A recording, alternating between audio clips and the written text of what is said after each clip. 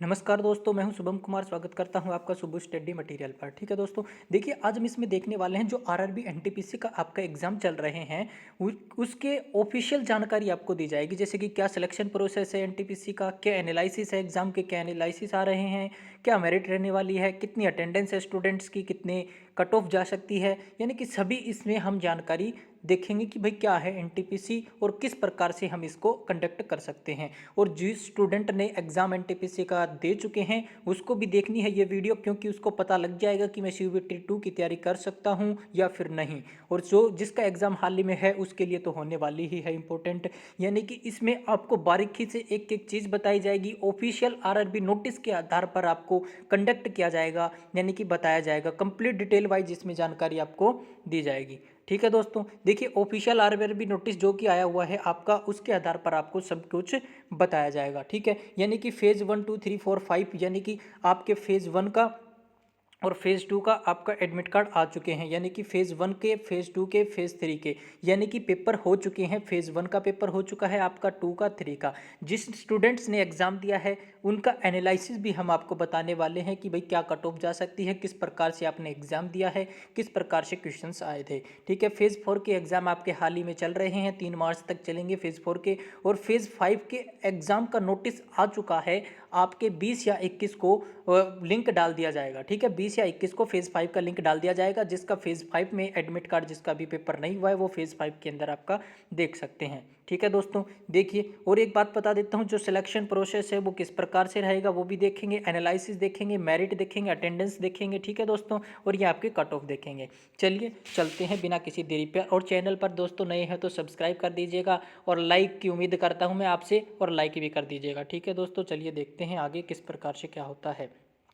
देखिए, जो आपके टोटल पोस्ट है ना, वो आपकी टोटल पोस्ट कितनी है आपकी 35,208 आपकी टोटल पोस्ट है। ठीक है, 35,208 पोस्ट है आपकी। ठीक है, समझ गए, यानी कि आपकी अप्रोक्स मान के चलिए कि आपकी 35,000 पोस्ट हैं। ठीक है, उसके बाद देखिए किस प्रकार से क्वालिफिकेशन डिटेल है। ये क्वालिफिकेशन डिटेल है, इधर देख लीजिएगा आप। ये आपके पोस्ट नेम है, ये पोस्ट है, ये एज है, ये क्वालिफिकेशन है, यानी कि 12th पास के लिए जिस स्टूडेंट जो अंडर ग्रेजुएट है उसके लिए आपकी ये 4-5 पोस्ट हैं। क्या क्या है? Junior clerk cum typist, accountant clerk cum typist, junior time keeper, trains clerk, commercial cum, इनमें ये पोस्ट हैं आपकी। देख लीजिएगा 4,319 जूनियर कलर में पोस्ट हैं आपकी, 760 17,592। और कमर्शियल कम कलर टिकट की आपकी 4,940 पोस्ट हैं। सभी की एज 1830 रहने वाली है। ठीक है, इलीगल है इसके लिए तो आप। चलिए आगे देखते हैं, जो कि ग्रेजुएट लेवल की पोस्ट हैं, वो ग्रेजुएट लेवल की पोस्टों की बात करते हैं। जो आपकी जैसे कि ट्रैफिक असिस्टेंट की पोस्ट है, गुड्स गार्ड की है, ये इस प्रकार से जितने भी हैं ये आप देख लीजिएगा।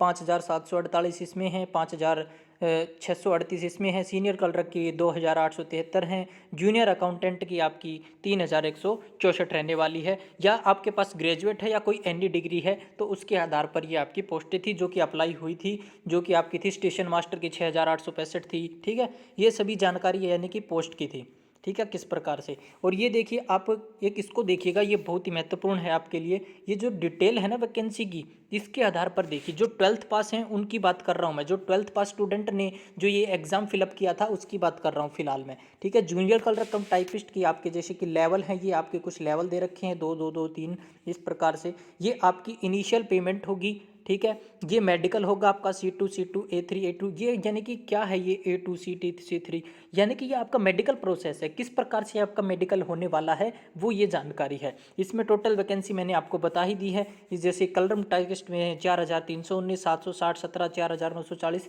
इसी प्रकार से है। 12th बेस की आपकी टोटल वैकेंसी कितनी है?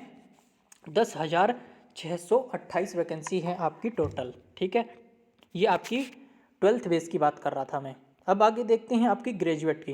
ग्रेजुएट के अंदर आपका क्या है देख लीजिएगा, ये एक बार थोड़ा सा देख लीजिएगा एक बार। ट्रैफिक असिस्टेंट, गुड्स गार्ड, ये कलरा की, ये सभी आपकी पोस्ट है, इनको पढ़ लीजिएगा एक बार। आपने कौन सी पोस्ट अप्लाई की है वो देख लीजिएगा। ये मेडिकल स्टैंडर्ड है A2 B2 C3, यानी कि ये आपको निकालने पड़ेंगे, यानी कि आपको A2 अचीव करना पड़ेगा। यानी कि आपका मेडिकल A2 होना चाहिए, C2 होना चाहिए, B2 होना चाहिए, इसी प्रकार से आपका मेडिकल होगा। ठीक है, ये इनकी इनकम बताई गई है, ये इसकी इनकम है, स्टार्टिंग इनकम। ठीक है, इनिशियल।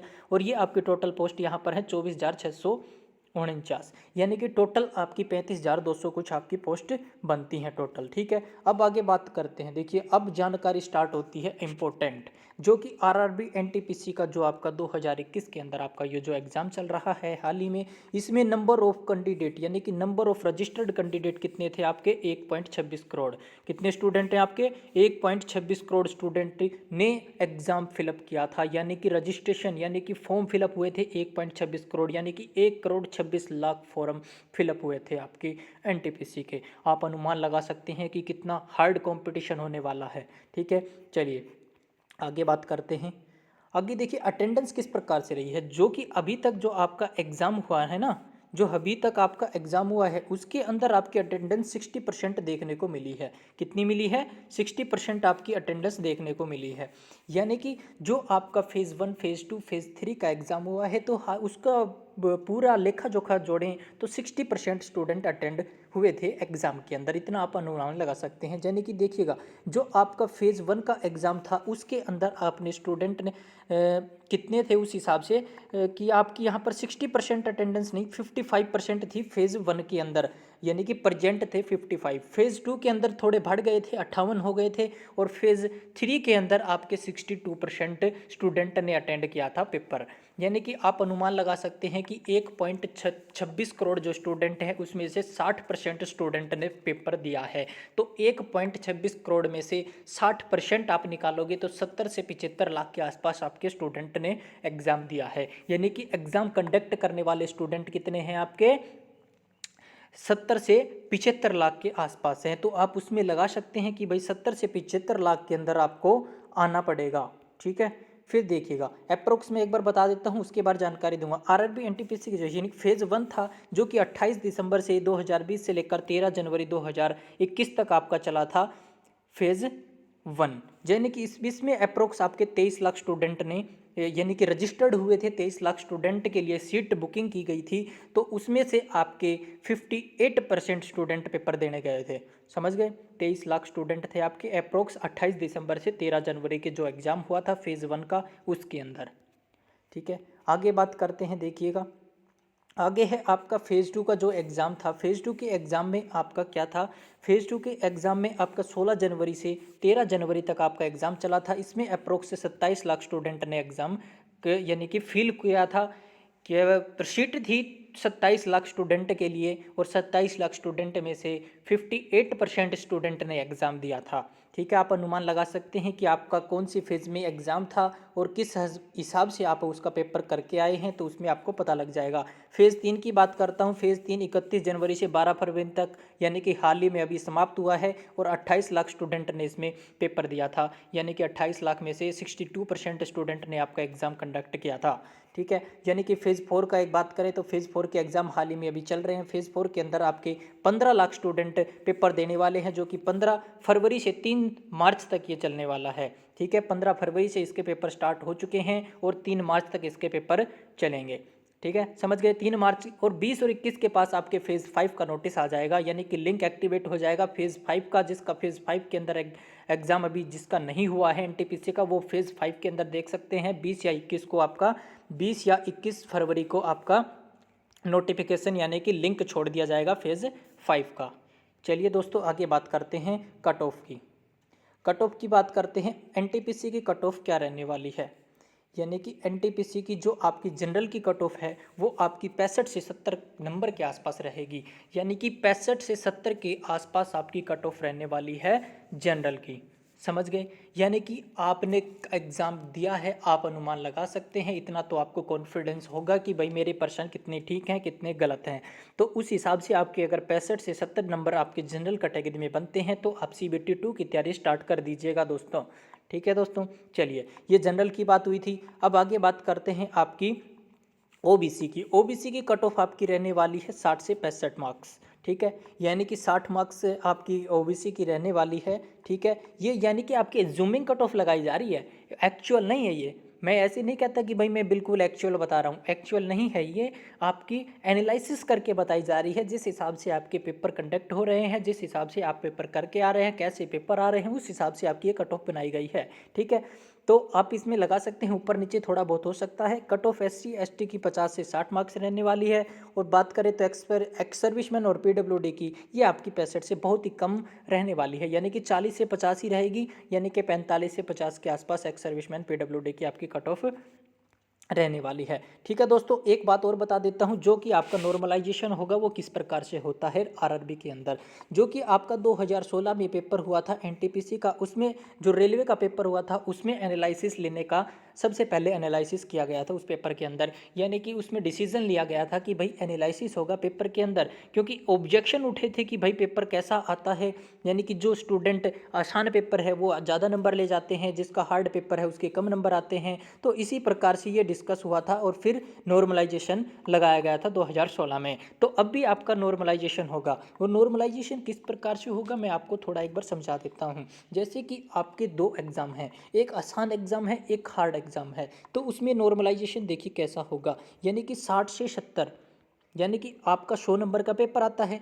100 नंबर के पेपर में से आपके अगर आसान पेपर है तो आप उसमें 70 मार्क्स लेकर आ रहे हैं। आसान पेपर है तो आपके 70 मार्क्स आ रहे हैं उसके अंदर, ठीक है। यानी कि आप 75 से 80 क्वेश्चन करके आ रहे हैं। नेगेटिव मार्किंग में आपके 2-4% कट पिट के, यानी कि एक्चुअल आपके 70 मार्क्स बन रहे हैं कंप्लीटली। अगर आपका इजी पेपर है तो, आपके लेवल का पेपर इजी है तो आपके 70 मार्क्स बन रहे हैं। और जो कि पेपर हार्ड है, बहुत ही पेपर हार्ड है, और 65 क्वेश्चन ही बहुत मुश्किल से अटेम्प्ट किए हैं आपने, और 65 में से भी आपके 2-3 गलत होने की संभावना है, तो आपके यानी कि अप्रोक्स लगाएं तो 60 मार्क्स बनते हैं, यानी कि आपके 60 नंबर जुड़ रहे हैं। आपका हार्ड पेपर आया तो आपके 60 नंबर जुड़ रहे हैं, जिसका आसान पेपर आया उसके 70 नंबर जुड़ रहे हैं, तो आप पीछे रह गए इससे। तो नॉर्मलाइजेशन का क्या मतलब है कि आपके 5-7 नंबर बढ़ा दिए जाएंगे और इसके 2-3 नंबर घटा दिए जाएंगे, तो आपका दोनों का नॉर्मलाइजेशन हो जाएगा। जैसे कि आपके 2-3 नंबर बढ़ा के आपके 64 कर दिए गए और इसके घटा के 2-3 नंबर जैसे कि 67 कर दिए गए, तो आपका आसपास हो गए थोड़े, यानी कि इस हिसाब से आपका नॉर्मलाइजेशन होगा। तो आप डाउट में मत रहिएगा। अगर आपके 50 से 55-60 के नंबर आसपास हैं, अगर OBC कैटेगरी में हो तो आप CBT सेकंड की तैयारी कर सकते हो। 50 नंबर तक भी हैं तो आपके नॉर्मलाइजेशन में आपकी किस्मत है कि आपके कितने नंबर बढ़ सक जाएं और कितने नंबर घट जाएं। ठीक है दोस्तों, ये था कुछ नॉर्मलाइजेशन के पॉइंट मैंने जो आपको बता दिए थे। और मैं बात करूँ ना दोस्तों, पेपर बिल्कुल, मतलब कि आप बोलो ना कि भाई बिल्कुल हार्ड पेपर नहीं आ रहा। को अभी तक जितने भी पेपर हुए हैं हार्ड पेपर, कोई भी पेपर हार्ड नहीं देखने को मिला।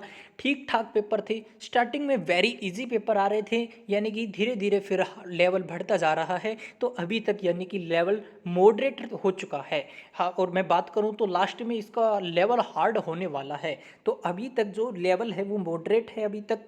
ठीक है दोस्तों, तो इस प्रकार से आप अपनी तैयारी कर सकते हैं। ठीक है दोस्तों, और वीडियो को ज़्यादा से ज़्यादा शेयर कीजिएगा दोस्तों, और लाइक कर दीजिएगा वीडियो को दोस्तों, और ज़्यादा से ज़्यादा अपने दोस्तों के पास शेयर कीजिएगा वीडियो अगर आपको पसंद आई है तो। यानी कि NTPC की मैंने इतनी जानकारी दे दी है आपको, ये काफ़ी है अभी CBT 1 के लिए। CBT 2 के लिए आपको अलग से इन्फॉर्मेशन दी जाएगी।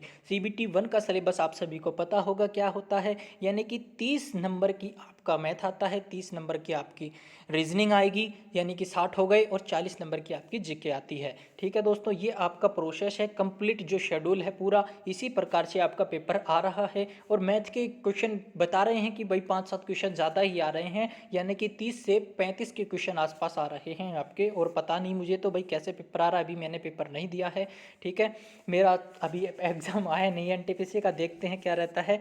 ठीक है दोस्तों, तो आप घबराइएगा मत, बेस्ट ऑफ लक, जिसका एग्ज़ाम आगे नेक्स्ट टाइम है, और अच्छे से तैयारी करते रहिए NTPC एग्ज़ाम के लिए। यानी कि जो आपका एग्ज़ाम है वो जब तक कि हार्ड लेवल नहीं होगा आपका। जैसे एक पॉइंट और रह गया आपका, एक पॉइंट और बता देता हूं मैं आपको। जैसे कि मैं आपको बता रहा था 1.26 करोड़ स्टूडेंट ने फॉर्म फिलअप किया, इसमें से आपके 60% स्टूडेंट पेपर कंडक्ट करके आए हैं, यानी अटेंडेंस आपकी 60% में मान के चलता हूँ। 2016 में आपकी 65% अटेंडेंस रही थी, तो इसमें 60% अटेंडेंस में मान के चलता हूँ, तो 60% अटेंडेंस में मानता हूँ तो 70 से 80 लाख स्टूडेंट बनते हैं, यानी कि आपके 70 लाख स्टूडेंट एग्जाम देकर आ रहे हैं, और 37 लाख आपके स्टूडेंट एग्जाम देकर आ रहे हैं। और दूसरी बात, जो वैकेंसी है वो कितनी है आपकी, 35,000, जो वैकेंसी है वो आपकी कितनी है, 35,000 वैकेंसी है आपकी। ठीक है, तो आप इसको क्या बोलोगे, जो कि ऑफिशियल वेबसाइट है उसमें आपको बताया गया है कि जो वैकेंसी है ना उसका 20 गुना, जो वैकेंसी है उसका 20 गुना स्टूडेंट को पास किया जाएगा। यानी कि 35,000 वैकेंसी है तो उसका 20 गुना कितना हो गया, 35 दूनी 70,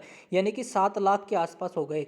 यानी कि 7 लाख स्टूडेंट आपके पास होंगे CBT 1 के अंदर। 70 लाख में से 7 लाख स्टूडेंट आपके पास हो जाएंगे। यानी कि 70 लाख आपके टोटल स्टूडेंट हैं, तो इसमें से आपके कितने स्टूडेंट पास होंगे, 7 लाख स्टूडेंट पास होंगे 70 लाख में से। तो आप लगा सकते हो कि 10 स्टूडेंट को आपको पीछे छोड़कर पहला नंबर लेना है। यानी कि 10 स्टूडेंट के ऊपर एक स्टूडेंट पास होगा। यानी कि टोटल 70 लाख स्टूडेंट पेपर देकर आए हैं, तो उसमें से 7 लाख स्टूडेंट को CBT 1 के अंदर पास किया जाएगा। उसी आधार पर आपकी मेरिट लिस्ट लगाई जाएगी 7 लाख स्टूडेंट पर भी। आप इस अंधविश्वास में मत रहिएगा कि मेरे 40 नंबर आ जाएंगे तो मैं पास हो जाऊंगा, यानी कि ऐसा कुछ नहीं है। मेरिट CBT 1 की भी लगेगी, क्योंकि 7 लाख से ज़्यादा बच्चे वो पास नहीं कर सकते, और जो कि 7 लाख से ज़्यादा पास करेंगे तो उनको ही प्रॉब्लम होगी। तो जो आपको नोटिफिकेशन दिया गया है 20 गुना स्टूडेंट को पास किया जाएगा, तो 20 गुना स्टूडेंट 7 लाख के आसपास बनते हैं, तो 7 लाख पास के आसपास यानी कि आपको आना है 7 लाख के अंदर। और जो CBT 1 है उसकी मेरिट फिलहाल आपके CBT 2 एग्जाम के लिए लगेगी, और फाइनल मेरिट लिस्ट के में CBT 1 का कोई जिक्र नहीं होगा, कोई मार्क्स CBT 1 के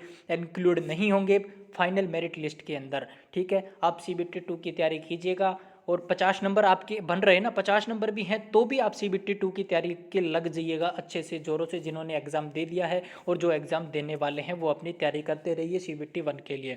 ठीक है दोस्तों, best of luck, thank you, जय हिंद, जय भारत। वीडियो को ज़्यादा से ज़्यादा शेयर कर दीजिएगा, लाइक कर दीजिएगा। थैंक यू दोस्तों।